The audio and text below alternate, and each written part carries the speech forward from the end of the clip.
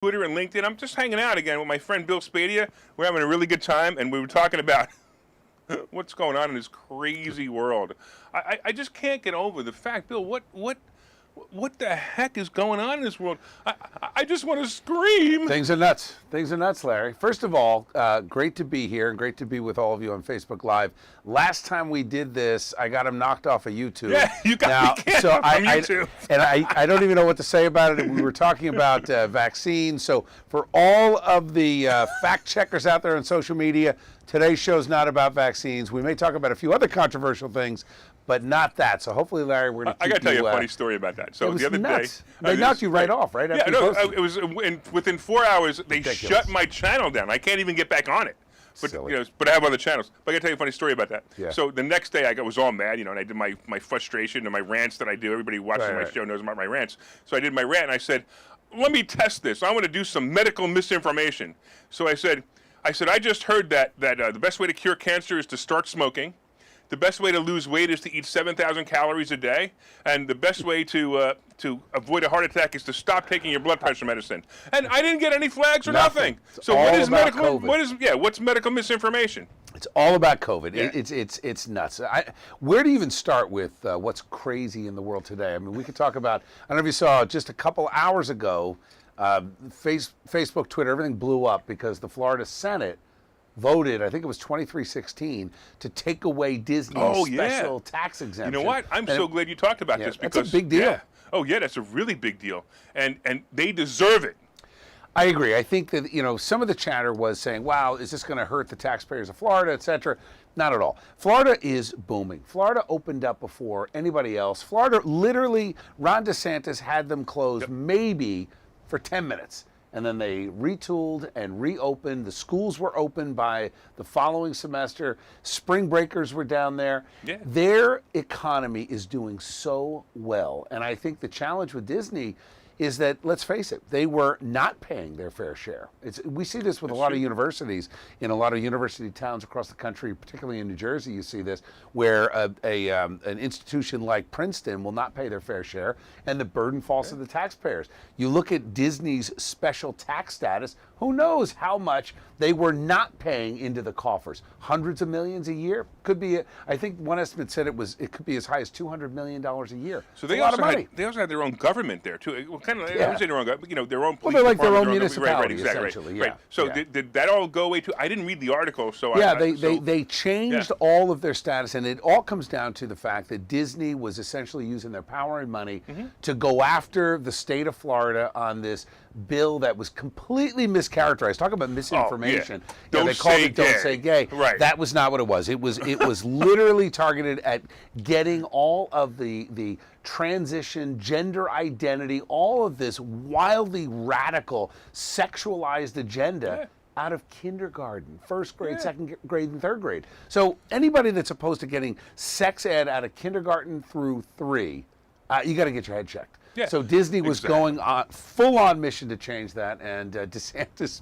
I had a shirt made just for you. Yeah, I see that. So you have to see this, right? It said teachers leave those kids alone. I love it. Little Pink Floyd reference. It has love the whatever, I don't know, the hand up with the gay and the lesbian, and it has crossed out. Then it has the mask crossed out. Then it has the vaccine crossed out, right? And it just says, well, it kind of matches the jacket, Larry. Decide. Yeah, right. I'll tell you, right? Kind of matches the jacket. Let parents decide. So let's segue to something that happened today that I was talking about on the radio. So I'm on NJ 1015 in the morning, 6 to 10 a.m., as Larry has mentioned before. And by the way, if you're watching this now, go to this website, the number 4, mmw.com. We're hosting a huge event at the Washington Crossing Inn on Sunday, April 24th. I'll be there for the luncheon. It's going to be awesome. Great stuff, financial advice. I think we only have like 6 seats left, too. Really? Yeah, I knew you were going to sell it out. Pretty much sold that out, yeah. Well, the station has such a reach now. I mean, you've got a great network, we didn't get anything too. from the station. See, there you go. There you go. That's it. No. But it's going to be a great event. It's going to be this Sunday, April 24th, all about recovering your finances after COVID and the lockdowns and all the nonsense. So if you want some financial input, financial advice, my contribution to this is not so much to give financial advice, but kind of give the lay of the land as far as what government is doing, what organizations are fighting back against government overreach. I'm going to talk a little bit about the Common Sense Club. My website is commonsenseclub.org, and the Small Business Protection Act that we're working on right now, because this idea that government decides which businesses are essential, absolutely outrageous. So, by the way, real quick, if anybody wants to, tonight we're going to be hanging out also in Newtown. We're going to be at the Temperance House. So if you guys want to hang out and just hang out, we're just going to be talking just like this. We're doing a happy hour. We'll be there around 5:15, 5:30, and I've got a heart out at 6:15. Just don't tell So anybody get there before 6 o'clock. You know what happens? Okay. We're so busy now. So we took our million-plus listeners on 101.5, and I said, okay, we've got a great movement of people. My market share during the pandemic doubled, which was outstanding, because it was people looking for a voice that was saying the things that they were thinking. Right. And we did it.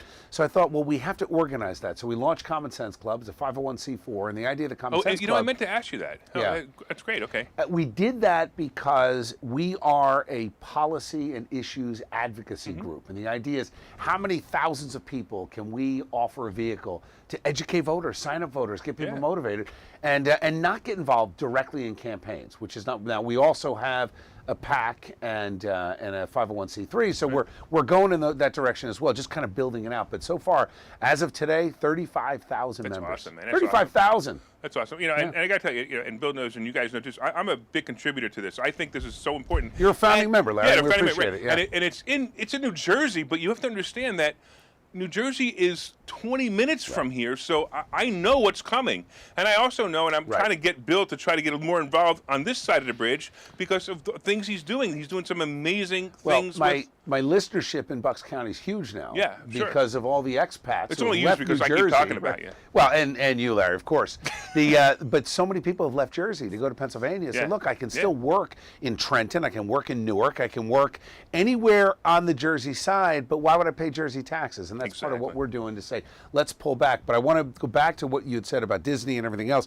So we generated thousands of parents through our website, generated 25,000 letters that went to legislators and the governor saying, stop this sexualization of the school curriculum in grade school.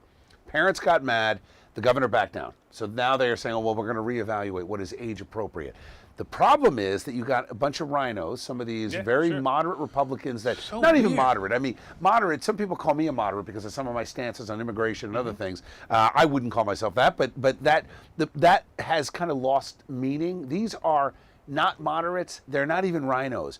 They are legislators who are out for their own ambition, their own friends, their money, their own special interests. It's not about the people anymore. So a couple guys that have really crossed the line, guy named Tom Kean Jr., state senator, former state senator, now running for Congress. Problem is, he was the Republican leader in the state Senate for the 2 years while Murphy was rolling over everybody's civil liberties, everybody's medical liberties. Did nothing.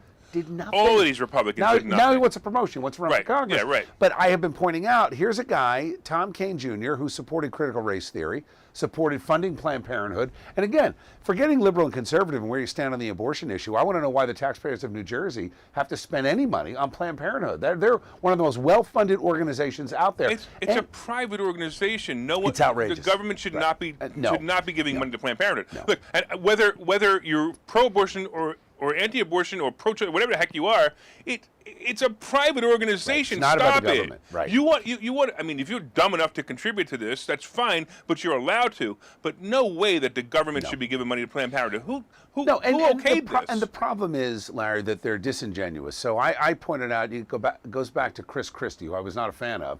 But Chris Christie was smart enough to redline the $9 million from Planned Parenthood, not as a pro-life, pro-choice issue, but as a budget issue. Sure. And the Republican side, for their part in this last election, refused to commit to that. Tom Kean Jr. supported funding Planned Parenthood. Why is it an issue? Well, after we punched the Democratic majority in the nose with this nonsense of sexualized curriculum with our 25,000 parent letters, Tom Kean, the day after the governor said, all right, we're going to reevaluate, launched his own petition saying, see, I've always stood with parents. Well, Unbelievable. a little late. So Unbelievable. the Yeah. point that I'm making is that we now know there's a great movement of parents out there that are saying we've had enough.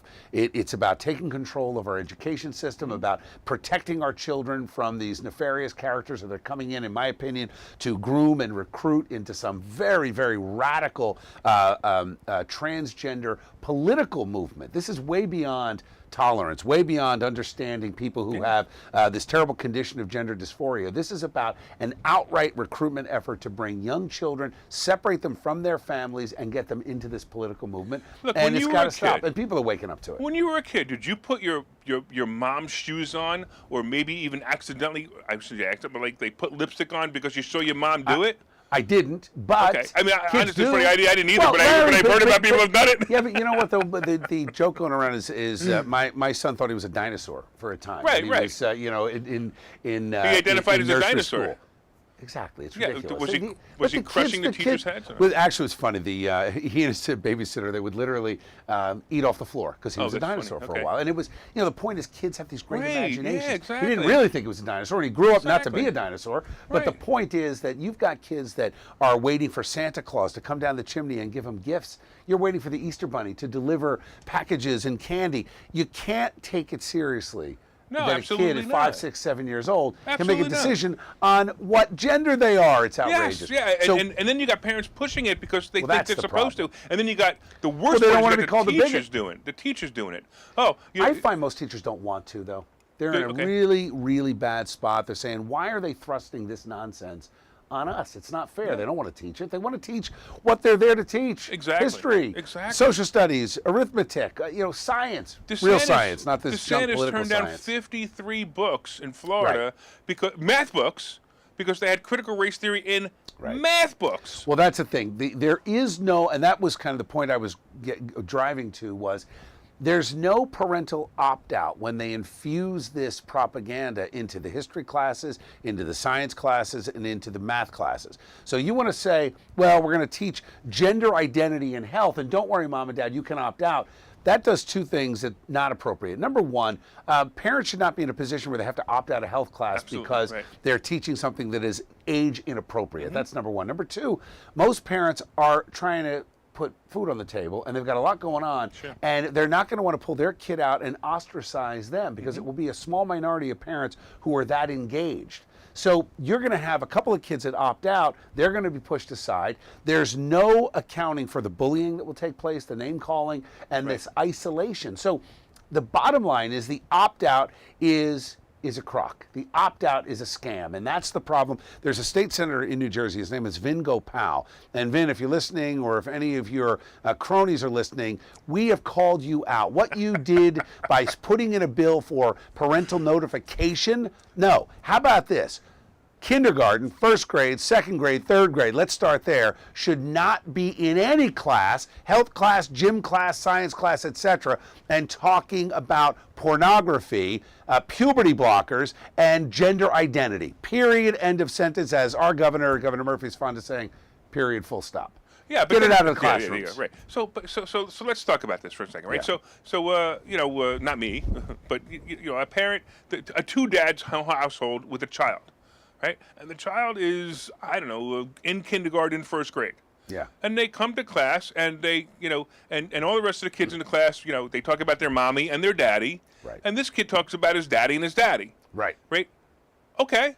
The kids don't care. Exactly. They The don't kids care. Exactly. I will tell you this, Larry, I have had plenty of gay parents call the show and express just that, saying, look, gay or straight, you've got these normal families out there that are saying, hold on a minute, raising our kids is our business. And when we introduce sexual identity, sexual preference, gender identity, all of this, it's up to the parents. And I have yet to meet a parent that thinks it's appropriate at 9 years old. No, especially 9 or it's younger. Unnecessary. No way. I even remember when I was in school, and they just started doing sexual education classes, right? And the funny part was, how did you learn sexual education? You learned on the street. Your friend told you, who told him, who told another friend, Right. And that's how you really learned. And then you just got it backed up. That's by, how you really learn. Right. And then you got. But science and, No, but and, I was and there. But I biology remember are separate, Yeah, right? but that's true. But they sent forms out for our It seems parents okay. to see if Right. it was okay. And But I was older. I was, it was a little bit older. I don't know, I think I was 11, 12, or 13 years old. I don't remember. I think it had to be 5th or 6th grade. Mm-hmm. But again, biology, science, separate from the political agenda Yes. of Yes. gender identity. Gender identity Yes. is something that, in a large portion of the conversation, honestly, has been made up. This is a big hoax. They're basically denying biology of DNA, biology of birth and who you are. They call it gender assignment at birth. What the hell does that mean? It's not like you're picking a homeroom or picking between the chicken cheesesteak or the beef cheesesteak. No, it is, you're born with certain plumbing. You're born with DNA. You're born a certain way. And there's nothing wrong with embracing that. And my question has always been this to the radicals. Why is it that if a kid is confused, and kids are confused, again, Santa Claus and the Easter Bunny, at any point you're having that conversation, we should not be having a serious conversation about your choice of gender. Yeah. That aside, the idea that when a kid says, I'm confused, the radical movement, which is why I have called this the transgender political cult, because instead of saying, hey, you're confused, let's determine whether or not you honestly have gender dysphoria and have a psychological condition. But wait, I agree with you, but what age are you talking about at this point? Well, could be 5, could be 6, could be very young. How could someone at 5 or 6 even try to make a determination? Okay, so I'm giving the benefit of the doubt to the radicals. Okay, I'm saying the radicals are saying, this is what they come back and say. They say, 5 years old, a kid could be gender confused. Okay, let's accept that if that's true. Okay, that's a tough one for me, but I'll go along with it. Even if that's true, why is the only solution to change genders? Why isn't one of the conversations that you have with these kids, no, you were born a boy, that's fine. Embrace being a boy or embrace being a girl. Sure. That's what we used to do. That's right. And that's the key. And a kid, crossing the line, as you had said, putting mom's dress on or lipstick, that doesn't mean they're transgender. That's right. It doesn't mean they're transgender. That means that what's his name? Freud said that a 5 and a 6-year-old, the first thing they do, they want to be their mommy. I mean, it's right. typical psychology. So my question has always been, first of all, why are we even talking about this in grade school? Mm-hmm. Second of all, why are we in total denial that there are some kids that will be confused? That doesn't mean A, they have gender dysphoria, and that certainly doesn't mean B, that they should be encouraged to pursue a transition, wait for it, without the parents' consent. Yeah, without the parents' consent. So what this clown Vingo Powell did is he said he got behind it because we beat him up, and he's on the education committee. I'm sure he went to the governor and said, Phil, you got to slow down on this. I'm getting pummeled with thousands of constituent letters. Great. And you're welcome, because somebody had to call you out. But the key is that he then tried to say, okay, we'll address the parental consent part of it. And what we're saying is, that's not enough. This is not about saying, hey, guess what, Mom and Dad? We are teaching gender studies and puberty blockers, and at least now you're informed. Well, that's not good enough. Yeah, sure. Here's what we want to do. Stop it altogether. The Florida bill was the right bill, and our Parental Bill of Rights covers all of this. It's right on the website, commonsenseclub.org. You can be a signer of our Parental Bill of Rights, which essentially says, stop grooming the kids. Period. Yeah. That's it. Yeah. I don't think they should be talking politics outside of history class, let alone gender identity. I remember there was a couple of classes I went to when I was in high school, and one of the teachers, it was a physics class that I was taking. I was really into it because I'm really, you've seen my studio. I'm into all this stuff, right? So I'm into physics, and this teacher had to be a left-wing liberal nutcase, and all he talked about was everything but science. Right. He talked about how he did an entire day on his son who was gay and blah blah blah, and we had this, and it was like, I don't really care. I want to learn science. Leave me alone. Right. It doesn't make sense. They politicize the public schools. What I'm seeing is there's a huge trend toward what we call micro schools. So these are neighborhood schools where mom and dad decide, I want to homeschool, but I don't want to homeschool just with my son or daughter. I'm going to homeschool with 5 or 6 other families. Right. And they're bringing in certified teachers to teach. Mm-hmm. It's taken off. I'd like to see a tax credit go to those families. Yeah, that would be it, but that'll never happen. Well, you're going to have to elect the right person as governor to get that done in the first 100 days. Really tough. So and I even it think, could happen. Yeah, well, you've got to take on the NJEA, and you've got to go after their all funding. the unions, yes. Well, the teachers union in particular, because they are the most egregious offender, because they're, in many cases in New Jersey, it's 60% of your tax bill at the local level is going to fund the education system. And when you look at that, and then you look at the dues, the $1,400 to $2,000 some teachers are paying in dues. And teachers, by the way, we'll be rolling out a program this summer that identifies 2 10-day windows that you, as a member of the NJEA, can opt out. Now, the NJEA doesn't want you to know this, but it is right there in black and white, but they don't share it with you. So I'm partnering with a couple different groups with the Common Sense Club, and we'll be rolling out by late July, early August, our plan to show teachers in New Jersey how they can opt out. But the same thing can apply in Pennsylvania. The problem is not as bad in Pennsylvania, to be quite honest. You know, the budget here is different. The funding is a little different than it is in Jersey. In Jersey, it's a crisis because families have lost control of the education process. Well, right here in Bucks County, they were throwing people out of the meetings. Out of the school board meetings. The school board meetings. Right, Yeah, they were throwing them out of the school board. right. I mean, it was unbelievable. It was like what has just happened? They But want to hide it. all of this was the greatest thing that ever happened to this country. Because all these people are standing up now and saying, no, we're not taking this anymore. We want to know what's going on now. Right. And it's about time people actually stood up and said, I do want to know. So the pendulum swung all the way the other way. And unfortunately, I also think that, in my 57 years on this planet, or is it 58 now? I think it's 58 now. I've noticed that, people pay attention to something, and then months later, it's like, oh, no big deal. I love that you said that, Larry. It's exactly why we are continuing to push our parental bill of rights, and we want citizen signers, because we can't look at this as a victory. I said this about the mask mandate. The mask mandate gets dropped. The governor initially kept the New Jersey Transit mask mandate in place. No, that was federal. No. When the Oh, you mean yesterday. the judge in Florida declares it invalid, right? So immediately New Jersey Transit kept it in place. And our news in the morning talked about how New Jersey Transit, this was the 6:30 news, I'm live on the air, at 6:43, literally 5 minutes after that news segment ended and I went into my talk, he tweeted, it's now done with New Jersey Transit.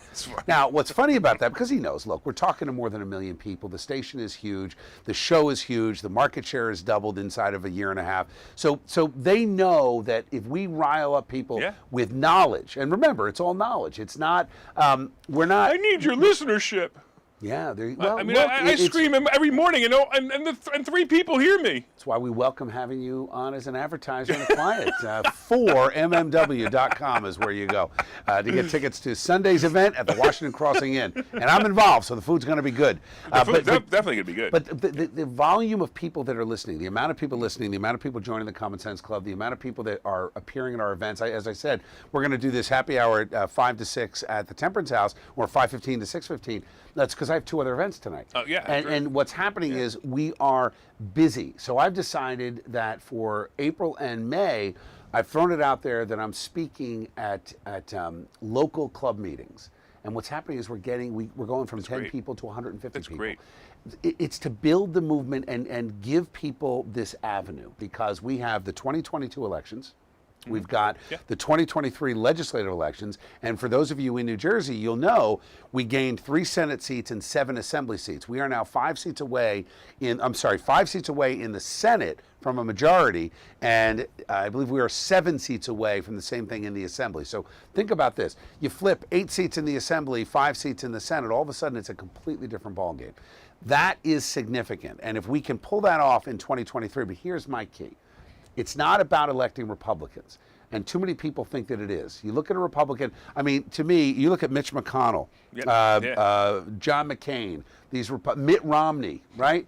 All I voted for it. I'm like, oh. Yeah, but it was John McCain that gave us Obamacare. It was, Mitt Romney that literally is complicit in the 74 Americans who, in my opinion, are political prisoners being held in the D.C. jail after this nonsense of January 6th. I have a friend of mine. Right? It's bad. And you know, it was... Where are their rights? Not only no rights, they didn't get to talk to an attorney for months. And I actually, as soon as he's out of jail, he's already promised me that we're going to do a complete podcast on this. I'd love to interview him, too. I'd love to. Maybe when you have him on the podcast, we'll have him on the radio to promote your podcast. I'll tell you what. I don't even care. Maybe we'll even go to your studio if you want to. But the guy, I'd love to talk to him. Guy, I feel horrible for this guy. And it was so unfair. It's wrong. It's wrong. And the video evidence doesn't lie. When you see the guy... I will tell you that he did something bad. But then he should be fined or punished for whatever law he broke. Well, so they used it. And it's been in the paper, so I'll tell you the story. He was at the rally. He was holding a flag, and a cop pepper sprayed him because they were pepper spraying everybody, and he automatically reacted and started hitting the cop with the flag. So he broke the flagpole over the cop. So he's in trouble. And it was on video. So he got. So it's But Larry, that's the thing. Somebody. First of all, you could argue. I would say this: if this were a situation where the left wanted to use race baiting. The act of even hitting a cop could be excused based on the racial divide that's being taught in the schools with critical race theory, that's being pushed by Black Lives Matter and Antifa and others. So we've got to take a step back, because when you had the riots over the summer of 2020, and you had literally Portland, Seattle, Chicago, all these places, Philadelphia was a mess, and you literally had people being harassed and beaten and hurt. And the excuse was, well, racial tensions are high, so we're not going to charge anyone. Then you fast forward to January 6th and say, well, he's on video hitting someone. Well, if that were a rally, a Black Lives Matter rally, and it were a black American and a white cop, would he still be suffering the same consequences? I'm only asking the question because I think it deserves to be raised. The answer's obvious. So you don't even need to. Right. Now, to me, it was a witch hunt. But to me, if you hold everyone accountable to their individual actions, and you say, look, what you did was assault on a police officer. Maybe you reserve the right to be able to sue over the pepper spray, etc. We could argue that. Well, wait, in Oregon, there's a guy who just won $400 million for being $400 million for being pepper sprayed. Right. And so again, to me, the inconsistency in how the law is applied is the problem. And I don't ever remember. I mean, growing up, the racial tensions between black and white has never been worse. And I blame the politicians who are saying it's about tolerance when in fact it's not. It's about a political agenda. Black Lives Matter is a political organization. It's a political movement. This has nothing to do with tolerance. This has nothing to do with racial harmony. We have racial harmony in most communities. In most communities, people don't even see black and white. I want to hire that guy. I want to hire the people who came up with Black Lives Matter. Yeah. You know why? Because it's such a brilliant name. It sounds so nice, doesn't it? Well, a friend of mine had a funny line. She said, if it was Black Lives Also Matter. Right, exactly. Nobody would have objected. That's exactly right. Not only I would have been saying, all lives matter. Of course, of course. But you can't say all lives matter. No, you can't. You're somehow a bigot. Right. So the conversation has really gone off the rails, and I think that to pull it back, we have to bring about common sense. We have to empower parents and average normal people who don't have a political agenda. It's possible to do that. We knew that with the huge audience that I had on the radio, the only way to organize that into an effective movement was to build an organization around it. So we built Common Sense Club. Then from Common Sense Club, we're now empowering local Republican groups. Now, people say, well, isn't that partisan? It's not, for this reason, and let me explain. The Democratic Party has gone off the deep end. The Democratic Party with, even AOC seems like a moderate compared to some of the crazy Really? You think so? Well, the stuff you hear with Kamala Harris and Joe Biden and Nancy Pelosi, I mean, it's inexcusable at many levels. It's very anti-American. It's very inflammatory. It's anti-business, anti-parent, etc. So when you look at the Democratic Party as a vehicle, you look at Pennsylvania and how radical Governor Wolf is. The only reason Governor Wolf was kept in check a little bit was because the Republicans in the legislature sued him. They went after him in court. They did push back. In New Jersey, the same thing didn't happen. So I looked at this and said, okay, you got a New Jersey Republican State Committee, the NJGOP, who lost their office. Right, they don't have an office right now. Now think about that for a minute. When a former chairman took over a few years ago, he and I had a beer a couple of months ago, and he said, you know, when I took over, we had 80 donors. 80. State of 9 million people, the Republican Party had 80 donors. So why did that happen? Well, because corrupt Republicans, and when I say corrupt, I don't mean they broke the law. I mean they're morally corrupt. They're morally bankrupt. They don't believe anymore in the principles of this great country. They believe in themselves and their own ambition. Yeah. So morally bankrupt Chris Christie gutted the Republican Party, and there was no recruiting, no candidates, no training, no fundraising, nothing. So I look at this and say, okay, opportunity. Opportunity to admit, first of all, that there are only two parties. So you're not going to go off on a libertarian party. It's not going to happen. The progressives have found that out. There's one party, the Democrats. Progressives took that over. I look at it and say, there's one party that can fight this, the Republicans. But we can't let these establishment, elite, corporate Republicans run the party. So I have been on a mission. Every day on the radio, I mention this. In New Jersey, unaffiliated voters, and there are more than 2 million of you in the state, out of 5 million voters, 2 million are unaffiliated. You have the opportunity to show up on June 7th in the Republican primary, declare yourself a Republican, and vote in that primary. Imagine if in each congressional district we had 20, 30,000. You could win a congressional primary literally with 50,000 votes, maybe 75,000 depending on the turnout. So if you had 10, 15... So do you believe that the elections are still, there's still election integrity? Well, we have to continue to fight for it. I'll tell you this. There is fraud. No doubt about it. There's cheating. Always been some fraud. Always. But what happened in the last election is unexplainable. Unexplainable and unconscionable when you look at what happened. Look at Philadelphia when they literally put paper over the windows, wouldn't let you see the counting. Right. So all of this is real and has happened. You have to accept, though, that what the other side wants, they want you not to vote. They want to scare you that your vote doesn't count, so they tell you not to vote. That's exactly what I'm thinking. I'm thinking that the new plan is, now we scared all the Republicans into saying no vote. Right. So you got to vote. So you vote now, by mail. now you got to have in person. You got to flood them. It's harder to cheat when turnout is 60 to 70%. Look at Virginia. Glenn Youngkin won with almost 60% turnout.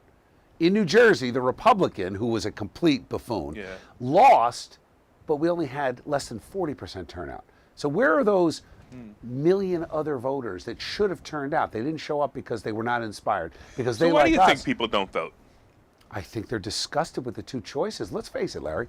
You've got a primary system that is completely corrupt. Why? Because in New Jersey in particular, there I'm an expert. I don't know about Pennsylvania if it's as bad as New Jersey, but probably. I look at it as bad all over the country. So. Well, what they do in New Jersey is they meet as a convention in each county. So 21 counties have 21 county conventions. And the people who serve on the county committee that get a vote in the county convention are typically working in some capacity that the county chairman holds some sway over their job. So guess how you're going to vote? You're going to vote with the chairman. You're going to vote with the board. So they then pick in the back room, a bunch of guys sit down and say, here's who it's going to be. They're going to get the line. But a funny thing happened. Two things have happened. Number one, the call for unaffiliated voters is starting to resonate. I'm going out to more events. We're getting 80, 90, 100 people at these events, and a lot of people saying, hey, I was unaffiliated, but I'm voting on June 7th. So that's number one. Again, it's anecdotal. We'll see where the numbers fall out. But the other thing is huge. There's a race in the 4th Congressional District in New Jersey. You're not even going to know what that is, but that stretches from central New Jersey, the capital area, out to the shore. Big swath of the state. Happens to be a huge part of my listenership. The incumbent congressman is Chris Smith. You've probably heard of Chris Smith. Sure. Chris Smith is, no doubt, one of the champions when it comes to veterans affairs, when it comes to fighting human trafficking, and when it comes to standing up for the unborn. That said, same congressman has been in office for more than 40 years. Voted with Biden and Pelosi on the infrastructure bill. Voted to fund the vaccine databases. So I called him. A big problem. So I texted him. He's a friend of mine. And I said, Chris, what are you doing? You're making it so hard for me to support you. What are you doing? Instead of understanding that he made a mistake, they doubled down. You don't understand. Came right back at me. So I said, well, you don't understand. I cannot support somebody who defends voting with Biden and Pelosi. And I had a very simple point about it. Their point was this is going to give $6 to $8 billion back to New Jersey for our transportation infrastructure, which we desperately need. Anybody that drives on the roads in New Jersey knows we need it. We need it with the trains, the buses, and the potholes. I'm a proponent of the infrastructure bill. I'm just not a proponent of the waste inside the infrastructure bill. That's all. billions of dollars in waste. Billions. Yeah, of course. Most of this infrastructure bill was about the Green New Deal. Yeah. It wasn't about putting guys to work and fixing the roads. So what I said to Chris was, you're going to take that $6 to $8 billion. You're not going to give it to conscientious people that want to build the infrastructure. You're going to give it to the Murphy regime and the Democratic majority in Trenton, and they'll decide how it's spent. And they're going to steal the money. Disaster. Yeah. And I said, in a few short months, we are likely to have a Republican majority in the House. Table the bill until then. They didn't want to hear any part of that. So here's what happened, and here's the end of this story. There were 3 guys that stepped up to challenge Chris Smith. A guy named David Berg, a guy named Mike Blasey, and a guy named Mike Crispy. David Berg, very accomplished guy, entertainment attorney from LA, huge resume. He's already dropped out. Mike Blasey, former cop, another good guy, he's still in the race, but he's not raising any money. And Mike Crispy took it so seriously that he organized a slate. And we haven't seen this happen. I mean, I've been doing this a long time. The challenger candidate to the Republican incumbent organized an entire slate of candidates. Actually, one of the events I'm speaking at tonight is for Gary Rich, a guy running against Sean Golden, who is the Republican sheriff in Monmouth County, also the county chairman. How that is legal, I have no idea.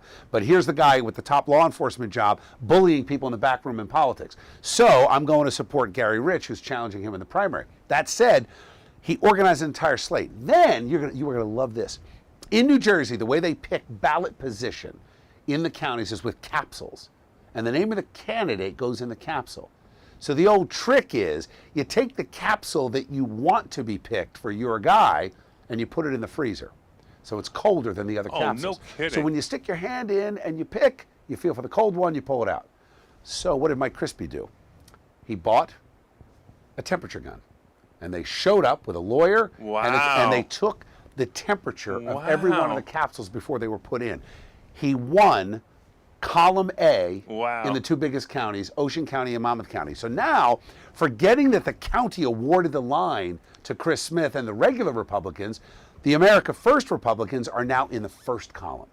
So he's got a legit shot at winning. And what I have said to my friends on the Chris Smith side, some are upset with me because I've been friends with him a long time. I have the awkward position of hosting the New Jersey Right to Life dinner on Friday, April 29th, where I'll be introducing him. So I can't wait to see how that plays out. But again, I don't take this personally. And Congressman Smith, if you're listening or any of your supporters are listening, you shouldn't take it personally either. I believe in primaries, and I believe that every elected official, whether you're friends with them or not, should be held accountable to their votes at every level. So if you truly believe that those votes were appropriate, then make that case to the voters. But don't try to hide from the actual record. There is a 2-man race going on right now between Mike Crispy and Chris Smith. Mm-hmm. May the best man win. But it's exciting to see that now how many points does column A get you? And how often have these corrupt insider elites in the back room literally stolen elections by freezing a capsule? That's amazing. And that's just one thing that we know of. So, to your point, is there election integrity? Yes, but you have to be vigilant. You got to show up with a temperature gun and a lawyer. You got to sue them. The former nominee for but how did they find that out? How did they? Somebody, the whistleblower. Somebody told them. Hey, this is what they're doing. Yeah, okay. This is what they're doing. Don't let them do it. Sure, yeah. Yeah, word gets out, but it wasn't going to happen because, and no disrespect to David Berg or Mike Blasey, who ran intelligent, thoughtful, patriotic campaigns. They didn't have the organizational structure that Crispy had. They didn't build a slate. They didn't even go to the convention. And it's one thing to point the finger and say, they're keeping me out. What Crispy did is he kicked in the door. He said, you're going to have me here.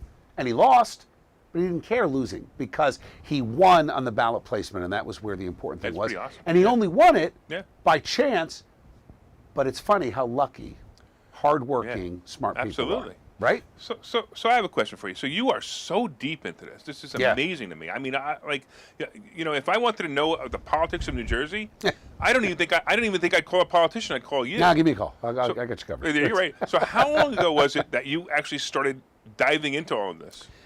I was. It's going to sound crazy. I mean, I was in high school, and one of the first arguments that I had in politics was with my sophomore.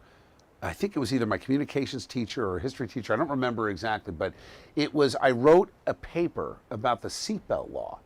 opposing the mandatory seatbelt law in New Jersey, and I was, I don't know, 15. How old are you in sophomore year? Yeah. And I got energized by that fight. Really? Because the teacher called me out, and it wasn't as, let's debate this, you're raising a point, I'm raising a point, let's have a discussion. No, even then, I mean, I'm 53, so you're going back a few years, I was berated and ridiculed, and how could you even have that position? Wow. And the other kids in class didn't even know why at 15 I even cared about having a position. But it was, look, I grew up in an Italian household, and we would fight over the dinner table, and my father would watch TV. We always had the TV news, Channel 6, Jim Gardner, Gardner's still on TV today. Remember, Unbelievable. I was in New Jersey for a long time, so I know. So we would have... I had escaped because of the taxes. I get it. But we would have the local news playing, the local Philly news. I grew up in Cherry Hill, born in Camden, grew up in Cherry Hill, lived in 5 different counties in Jersey, lived in Boston, lived in D.C. We picked Princeton as our home where we would raise our kids. I'd build my business and raise a family and hopefully prosper and, quite honestly, Larry, retire. But I can't get my kids, my daughter in London, my son in San Diego, to even consider moving back to Jersey until we fix it. So I'm on a mission to fix it. Stay tuned for what I'm going to do politically. But what you need to know right now is that we built the Common Sense Club. We are focused on the 2022 primaries as personally, not with the Common Sense Club. The Common Sense Club role in this is to put the ideas out and to hear the ideas and give parents an opportunity and business owners and taxpayers an opportunity to be heard on the issues. If the politicians want to pay attention to that, I'd say they'd be well served. Absolutely. Yeah. Hey, look, I want to just talk to a couple people. There's a couple people online, real quick. A couple people ask you what your website is. Okay. See that? I can't see what the other one. You guys are great. I listen to Larry. Thank you, Mick. Appreciate that. But listen, Mick. Right at 8 o'clock, you want to put Bill on. Because 7:30 to 8, they're listening to you. Is my show. After that, yeah, right. Fair enough. Fair enough. My website is simple: commonsenseclub.org. That's it. commonsenseclub.org. It will, and my apologies for the pop-up, but the pop-up is working because people need help because they're too busy. So when you click on commonsenseclub.org, it immediately pops up if you want to sign our Parental Bill of Rights. I encourage you to do so. You don't have to pay any money to do it. I will tell you, $10 a month, you get our premium content, and it will be well worth that investment because we interact. I interact with you on social media. We have a lot of premium content that is behind that, and we did that, just so you know, to make sure we could pay to keep the group moving forward. It's that simple. It costs a lot of money to keep people to manage the website. The website, you'll see, very cool, very interactive, but it costs money to do that. So in order to subsidize that, we're charging $10 a month. However, you can become a citizen signer for free. You can actually get our emails for free. You do not have to pay anything. I want to be clear with that, but we'd love to have you as a paid member, $10 a month. It's a small investment for the future of the country. By the way, if you want to get fired up, read some of these emails. Right? I'm like, Aah! and all the emails that I sign, I either wrote to start or I edited what somebody else is. So I am actively involved. We do not have a fundraising or writing machine out there. There's no one out there that is speaking for me. If you get an email that is signed by me, I wrote that email. That's coming straight from the heart. That's awesome. Yeah, that's definitely something that's great. Actually, you got to be involved. Yeah, we actually just had Mike post it so everybody could see the website too, so they can know what it is. That's awesome. Thank you, Mike. Appreciate that. All right, cool. All right, so we're gonna be going over to the Temperance House in a little while. Yeah. What do you any last words?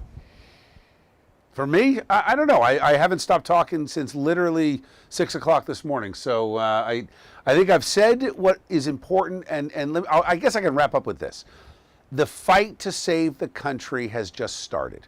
And you cannot take, let me circle back if it's okay. Yeah, no, please. Point I made earlier that when the mask mandate got dropped, the judge in Florida dropped it, and everyone in succession said, okay, forget it. Amtrak, done. The airline's done. Here's the problem. And I'm not going to call out any media organization that I may or may not have worked for in the past.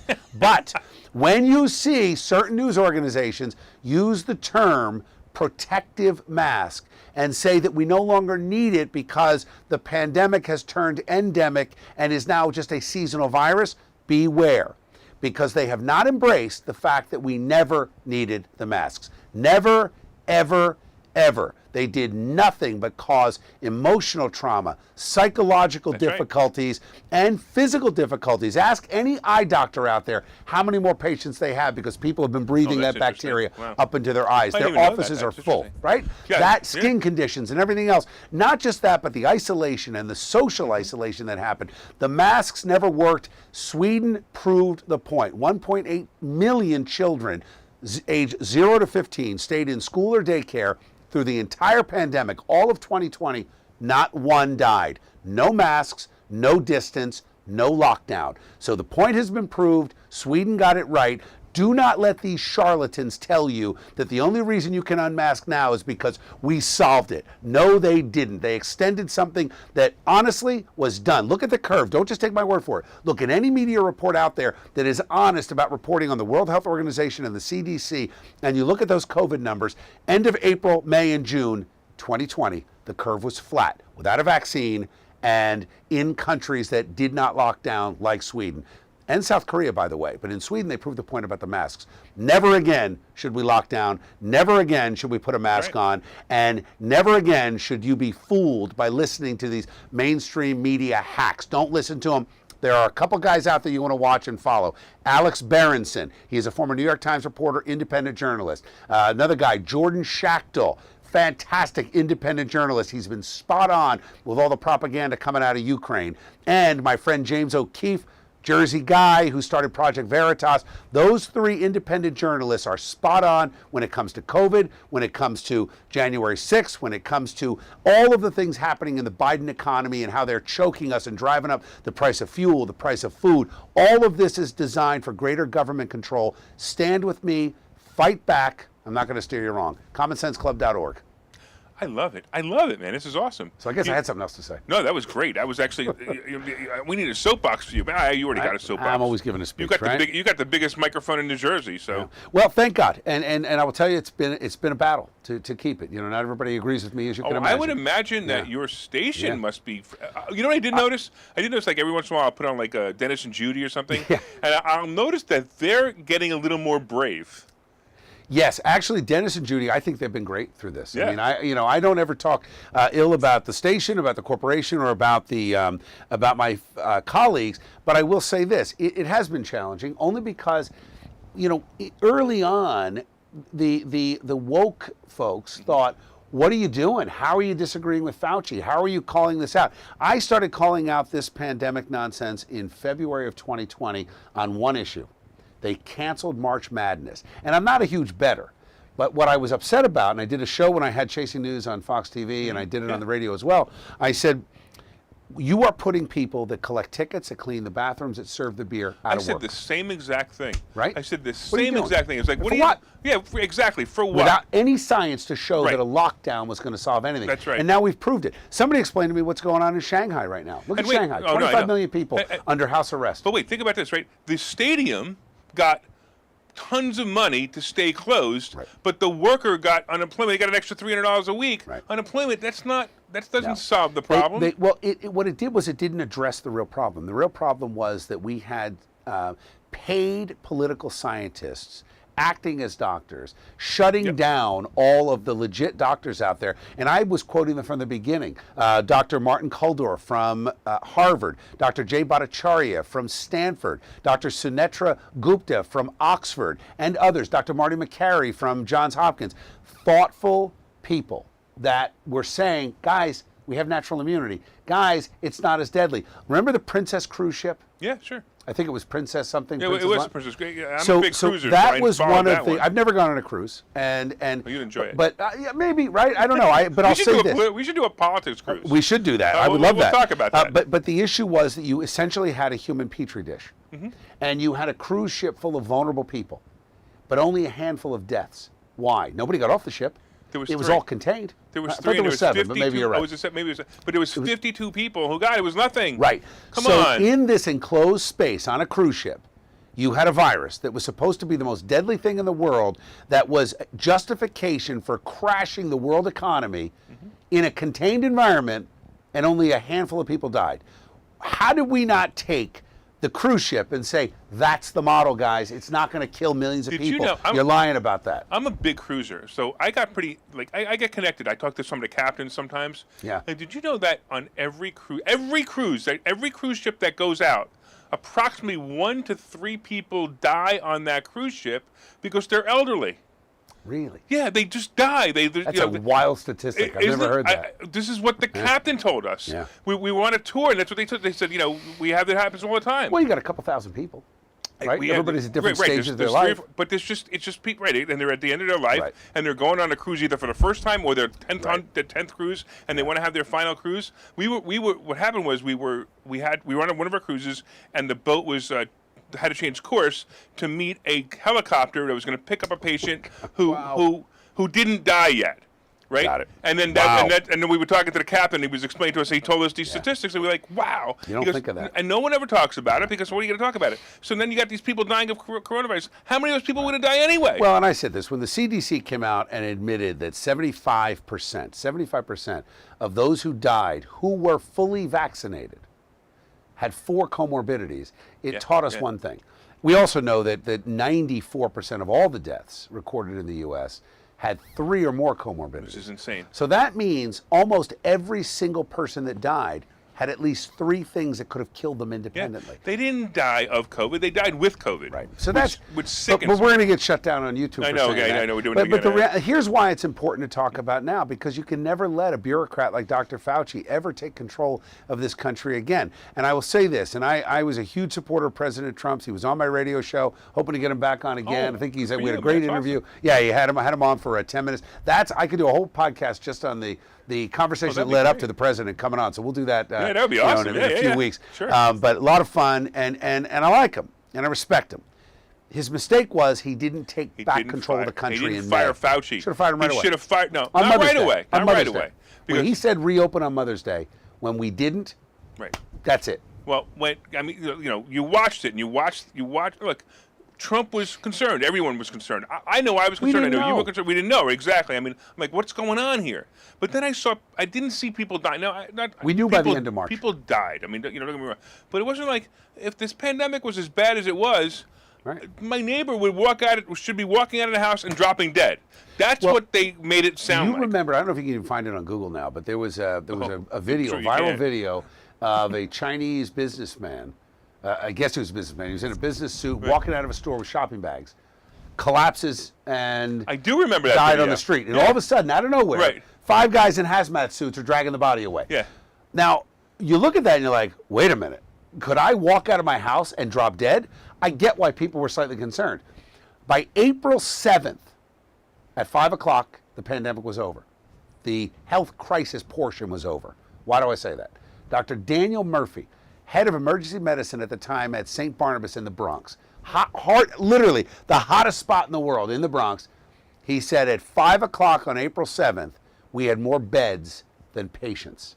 That was it. Yeah. At that moment, the president should have come out and said, this health crisis is over, get back to work. Come on. Totally and we had a agree treatment for it the whole time. And it was funny. I actually wondered, it was funny. I was like having all these conspiracy theories in my head. Like, what did they have? Barron held hostage somewhere and they got a gun to his head? Because a lot of things Trump did during that time, made no sense. I didn't understand it at all. No. He was surrounded by deep state players who had an agenda that was not public health. I mean, what's going on in Shanghai clearly has nothing to do with public health. Of course. What's going on in Philadelphia right now? Philadelphia brought the mask mandate back. That has nothing to do with public health. Right. The only airport in the entire country you still have to wear a mask in LA Philadelphia. is the other one. Oh, is it? LA and Philly, that's it. So the good news is I'll be flying again because I have not worn a mask since it started. Yeah, same thing. Yeah, I just wouldn't do it. I'm going to tell you that I wore a mask for exactly a half an hour. Oh, tell me. I'm going to tell you the story. And if you remember, I actually did this test, and I tested masks. I don't know if that's right. Yeah. Remember. So if you guys didn't know about this, go to followtherealscience.com, followtherealscience.com, and you'll see my mask experiment. Now, you have to understand, I had no idea how it was going to turn out. In fact, I asked a doctor friend of mine who is pro-mask to help me with this experiment. And you want to know why I did this experiment? I did this experiment because I'm sitting here going, this is ridiculous. How can I make a mask, blah, blah, blah, blah, blah, blah. And I'm like, what if I'm wrong? Right. What if they really Test it. do something, right? You know, and I actually said to her, I said, look, if this turns out that these masks are important, I'm going to be wearing mine. Right, because you don't want to get sick. Right. I Got didn't it. get sick. You know, I felt that I was, you know, Right. I'm So what happened? protecting others. Right. You know, I don't How'd even that tell work you out? what happened. You need to go. All right, check the website out. I know you. I know we talked about it before, Yeah, but you yeah. really need to go there. What is it? Follow the science.com? Follow the real. Follow the real science.com, which I love can't it. believe I was able to buy. I love it. And then I bought love it. the billboard that said masks don't work, and I Yeah, I had love that it. follow the real science.com. It's great. And it didn't get me the publicity I thought it would, but what are you gonna do? So, so I know we got to wrap up. We got to head to the Yeah. Temperance House. Meet us there if you can. Otherwise, hit us up on the web at That's funny. 4mmw.com and check out this financial seminar that Larry's got. Yeah, we're gonna have a lot of going fun on. with it. That'd be a blast. It's gonna be And great. I'm looking forward to hanging out with you some more. Yeah, but it's we're gonna gonna be go over there. So if anybody's over there, we'll see you tonight. Awesome. All right, take care, Thanks, guys. Larry.